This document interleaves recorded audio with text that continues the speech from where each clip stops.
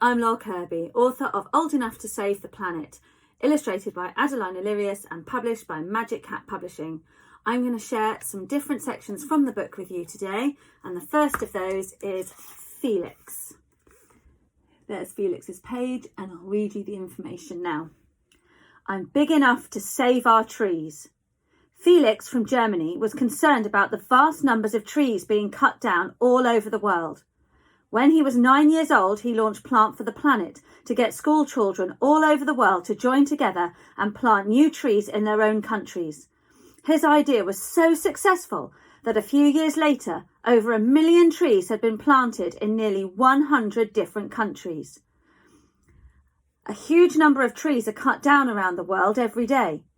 Trees are cut down to make room for farmland, housing, or harvesting wood. Trees of all shapes and sizes form a vital part of the habitats of many of the world's creatures. Humans take in oxygen from the air and get rid of carbon dioxide, but trees do the opposite. Without them, we wouldn't be able to breathe. Felix adds the last bits of soil just here around a tree that he's just planted. The traffic outside Himangi School in India became such a problem that the 9-year-old took action and started a campaign to encourage people to cycle instead of drive. She also organised better places for cars and rickshaws to wait so that children could leave school safely. Other local schools were so impressed with her ideas that they started using them as well. If everybody uses a car, traffic jam builds up quickly in areas with lots of homes and workplaces.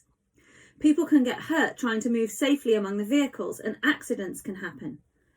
The exhaust fumes given off by cars, vans and lorries create air pollution, which can cause health problems. In some towns and cities, air pollution can get so bad that scientists say it isn't safe for people to go outside. Here, Himangi waves goodbye to her friends as she walks home from school. After learning about the negative effects of plastic waste, British sisters Amy, 16, and Ella, 14, set up a charity to share their knowledge and get people involved in their work. They inform others about how we can replace single-use plastic bottles with reusable alternatives. They've created a website with lots of useful resources, as well as an app to track plastic litter, and they've persuaded many schools, businesses and councils to make positive changes in how they use plastic. Bigger plastic items like bottles end up in landfill sites. Lots of plastic items can easily be swapped for more environmentally friendly alternatives, like using beeswax wrap instead of plastic to keep food fresh. Much smaller plastic items, such as microbeads found in things like shampoo, can end up in the ocean and be swallowed by fish, making them sick. Many everyday items are made from plastic, but they can be difficult to recycle. And here, Amy and Ella explain how a reusable bottle is so much better than a plastic one. Some plastic items might not even need a replacement. More and more supermarkets are selling loose products with no packaging, and customers fill up their own jars and bags to take home. Flooding was wreaking havoc in Indonesia, where Adelina lives, as a result of humans destroying the natural environment. At the age of 12, she formed a community group called Friends of Nature to address the cause of these disasters. She organised people to replant the native mangrove trees that had been cut down, as well as creating protected areas in the sea to allow new coral reefs to form. She also spent time educating others about the impact that human activity has on the world around us. Cutting down trees means that rainwater can flow freely over the land and become a flood. Changing the natural environment can have serious consequences for plants, animals and humans. Dumping toxic rubbish in the ocean can cause coral reefs to die away. Biodiversity is a word to describe having a wide variety of plants and animals in any given habitat, which is very important for keeping our environment healthy. Overfishing can destroy the biodiversity of our oceans. And here, Adeline supports a newly planted tree with a cane. When Hunter found out about an abandoned baby rhino, he donated his pocket money to help the people looking after it, even though he was only 7 at the time. He persuaded lots of other people in his home country, South Africa, to give money towards caring for rhinos as well. He now talks to people all over the world about how important it is to look after all wildlife and prevent endangered species from becoming extinct. Rhinos are being hunted because people want to take their horns. Some of these people believe that rhino horns are useful for making medicines, while others think they are a sign of wealth and success. Some people are so keen to get rhino horns that they kill the rhinos illegally, which is called poaching. Rhinos are a critically endangered species, which means they are at an extremely high risk of extinction. When a species becomes extinct, it means that there are no more of them left alive in the world. And here, Hunter is spending time with the rhinos he has helped to rescue. Brooklyn, from the USA, was 7 years old when she wrote a book called The Adventures of Earthsaver Girl to teach people about why litter is a problem. She visits schools to talk about her book and entertains children with songs and plays to show that saving the environment can also be fun. Litter is a problem that most of us encounter every day. We might see food packets dropped in the streets or spot old bottles floating in the river. Litter spoils how our environment looks, but it can also damage the plants and animals that live around us if it doesn't biodegrade. When something biodegrades, it decays naturally over time and is absorbed by the environment without causing it any harm. Man-made materials like plastic, rubber and nylon can take many hundreds of years to disappear completely, so litter containing items made of these is a much bigger problem. Natural materials like food waste will biodegrade completely within a few months. And here, Brooklyn is dressed up as Earthsaver Girl, encouraging her friends to join her.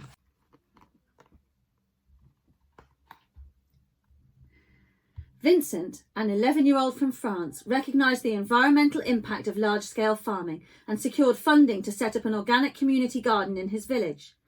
He believed this would encourage his friends and neighbours to consider food production more carefully and to take some responsibility for how their food was grown. His project has been very successful and has now expanded to include a beehive and a greenhouse. It has also brought people in his community closer together. Eating fresh food that has recently been picked avoids the need for lots of packaging and storage and reduces food waste. If you've grown your own food, you know that it will taste good in any shape and size. Many larger farms spray chemicals on their plants to help them grow, as well as to kill weeds and insects. Growing food close to where it will be eaten means that it doesn't have to be transported a long way in refrigerated lorries or aeroplanes.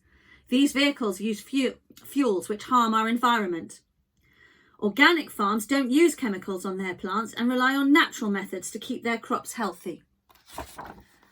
And here, Vincent picks an apple from a tree in his garden. 9-year-old Junita learnt about the importance of pollination while visiting an ancient forest in Kenya where she lives. Her trip inspired her to create a garden near her home that would attract bees and other creatures that help to spread pollen. She's put up signs in her town to explain her work to her community, and she sells seeds to help other people start their own gardens. Bees like to live in areas filled with wild flowers, grasses and trees. When a bee drinks nectar, the pollen from the flower sticks to the bee's legs. This bee then carries the pollen to the next flower. Without this pollen, new plants can't grow, including those that provide foods for us to eat. Bees' habitats are being destroyed so humans can use the land for other things, leaving the bees homeless. And here, Junita prepares to plant some wildflowers that will attract bees. Nikita, a 12-year-old from Ukraine, decided to make use of the food waste that was being thrown away at his school. Along with a friend, he set up a project to separate food leftovers from other types of rubbish and then turn them into compost, which could be used to nourish the city's plants and trees. Their work was so successful that many other schools around the country have adopted the idea and are using their waste to create their own compost. All around the world, a huge amount of food waste is taken to landfill sites every day. One way to reduce food waste is to take suitable leftovers such as bread crusts or apple cores and find a way to turn them into compost. Compost is made by allowing organic materials such as leaves, twigs and food waste to slowly decompose. Compost can be made on a large scale in schools or restaurants or on a smaller scale at home. This compost eventually becomes a nutrient-rich fertiliser which can be used to help new plants and trees grow. And here, Nikita empties a bucket of fruit and vegetable peelings into the school compost bin. Shalise was 11 years old when she started working to clean up the ocean near where she lives in Australia. She goes down to the beach every weekend to tidy up and make notes on the rubbish she finds. She also got her local council to provide special bins for old fishing lines and to put up signs explaining how we can take better care of marine animals and their habitats. Fishing lines are very dangerous for marine animals who can get tangled up in them and become seriously injured. Rubbish is destroying the world's coral reefs, making them more vulnerable to diseases that damage their health. It's not just beaches that need cleaning up. Rubbish from people living inland can find its way out to sea after it ends up in a river that flows into the ocean. It takes hundreds of years for fishing lines and other rubbish to break down and disappear, so it causes a lot of damage if it isn't cleared away. There are now many garbage patches in our ocean, and the largest of these, the Great Pacific Patch, stretches across a surface area of 1.5 million square kilometres. And here, Shalise explains to her friend why it's important to collect rubbish from the beach. Jordan, an 11-year-old from the USA, became concerned about the use of palm oil while doing research for a school project on orangutans. He discovered that rainforests that are home to orangutans were being burned down to make space to grow more palm oil trees. He contacted lots of companies that use palm oil in their products to ask them to say so clearly on their labels, so that more people would be aware of the issue. He also set up a website to share his work and encourage others to help. Rainforests are home to a huge number of plant and animal species, so many, in fact, that we haven't even discovered most of them. A large number of everyday food and beauty products contain palm oil, from soap and shampoo to chocolate and bread. Burning down the rainforest to grow more palm oil trees means that lots of species, including orangutans, could die out forever. The smoke that results from burning down the rainforest contains carbon dioxide and other pollutants, which can cause problems. Palm oil isn't bad in itself, but we need to be much more careful about how and where it's produced, as well as how companies use it. And here, Jordan hands a banana to an orangutan who plays happily in its rainforest home.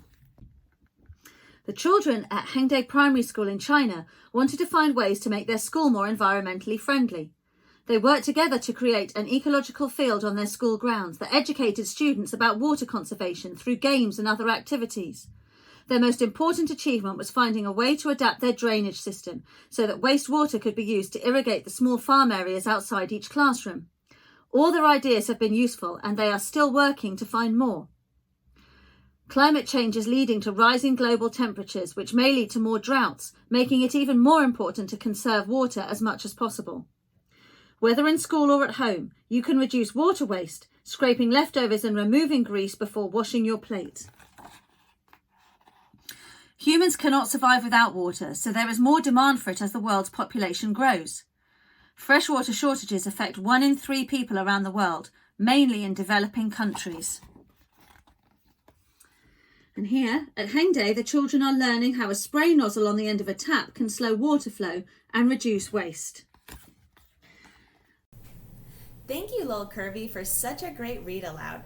It's very inspiring to learn the stories of these young activists from all over the world who are taking action and making a difference in their communities and helping save the planet from climate change. At the end of the book, you will find more information on how you can help save the planet. Don't forget to check us out next month for our July Eco Bookworms Book Club pick. Until then, happy reading!